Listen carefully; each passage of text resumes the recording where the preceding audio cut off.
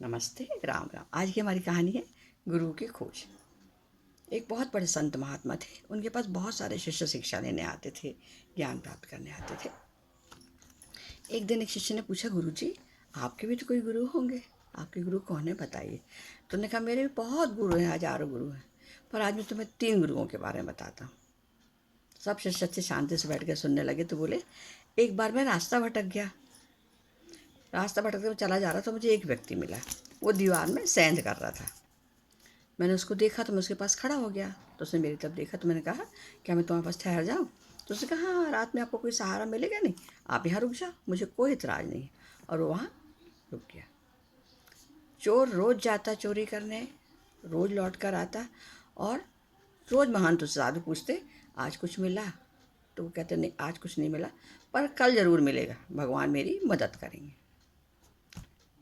और रोज़ वो बोल के जाता कि मैं काम पर जा रहा हूँ और आप भगवान से मेरे लिए प्रार्थना करो। जब भाई लौटता तो वही बात रोज हो जाती। और पर वो कभी आदमी चोर जो था कभी पस्त नहीं होता, उदास नहीं होता, हमेशा मौज मस्ती में रहता, खुश रहता और आशा में रहता कि मुझे कुछ ना कुछ मिल जाएगा, भगवान ने चाहा तो मुझे कुछ ना कुछ मिल जाएगा। बहुत दिन तक उसके पास साधु रहे और फिर वहाँ से वो आ गए और चोर भी अपने उसमें मस्त अपना काम करता रह गया। फिर वो आगे बढ़े तो उन्होंने देखा, बोले दूसरी कहानी सुनाता हूँ। बोले, मेरे को कुत्ता मिला। एक कुत्ते को बहुत प्यास लगी थी। कुत्ता एक छोटा सा डोबर सा था, वहाँ जाता और अपनी परछाई देखकर डर कर आ जाता है। कई बार उसने ऐसा किया, मैं चुपचाप कुत्ते को देखता रहा, वो डर डर के आ जाता है। एक बार कुत्ते ने बिना सोचे समझे छलांग लगा दी। प्यास तो लगी थी उसको, छलांग लगा दी उसने, तो उसने पानी पी के बाहर निकल आए।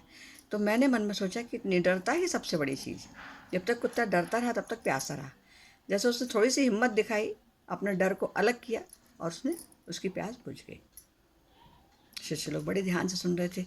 अरे कुत्ते की मतलब कुत्ते जैसे शिक्षा लेना एक बहुत बड़ी बात होती, कुत्ते से जानवर से क्या शिक्षा ले रहे? तो बोले, मुझे कुत्ते ने सिखाया कि कभी अपनी परछाई से भी मत डरो और डरो तो मत, साहस से काम करो, तभी काम होता है और सफलता उसको ही मिलती है जो मुकाबला करने की कोशिश करता है। फिर उन्हें तीसरी कहानी सुनाई। बोले, एक बार मैं ऐसे जा रहा था, रात हो रही थी, छोटा बच्चा था। छोटा बच्चा जलती हुई मोमबत्ती को लेकर जा रहा था। तो मैंने पूछा, तुमने मोमबत्ती जलाई है क्या? तो बोले, हाँ हाँ, मैंने जलाई है। तो उन्होंने कहा, अच्छा एक बात बताओ, एक क्षण था जब मोमबत्ती बंद थी, बुझी हुई थी ना, और दूसरी क्षण में मोमबत्ती जल गई, तो प्रकाश कहाँ से आया, कहाँ से मिल गया प्रकाश?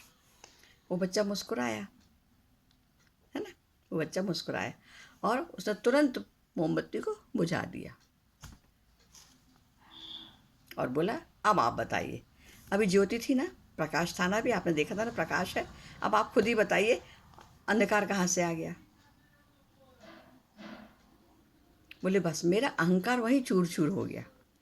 मैं जब अपने आप को बहुत होशियार समझता था, बहुत, बोले बहुत चूर चूर, और मैं समझ गया कि मुझे कुछ नहीं आता, मुझे बहुत ज्ञान प्राप्त करने की आवश्यकता। इस प्रकार हमें कोई ना कोई हमेशा गुरु मिलता रहता है और उससे हम कोई ना कोई शिक्षा प्राप्त करते रहते हैं।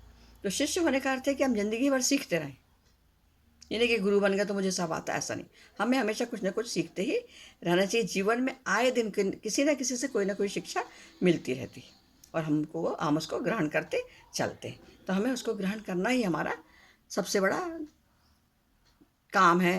कह लीजिए, हमारी सबसे बड़ा हमारा पुण्य है कि हम हर चीज़ को ग्रहण करें, शिक्षा प्राप्त करें और आगे बढ़ते चलें, अपने ज्ञान को बढ़ाते चलें। नमस्ते, राम राम, धन्यवाद।